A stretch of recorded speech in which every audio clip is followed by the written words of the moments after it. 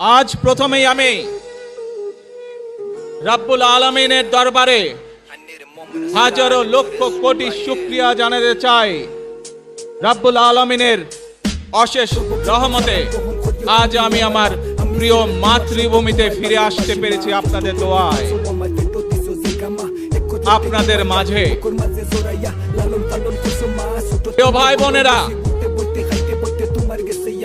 আমাদের এই প্রিয় মাতৃভূমি 1971 সালে লাখো শহীদের রক্তের বিনিময়ে অর্জিত হয়েছিল। ঠিক একইভাবে 75-এ আবার 7ই নভেম্বর আধিপত্যবাদীদের হাত থেকে রক্ষার জন্য সেদিন সিপাহী জনতার বিপ্লবের মাধ্যমে আধিপত্যবাদের হাত থেকে দেশকে রক্ষা করা হয়েছিল। একইভাবে পরবর্তীতে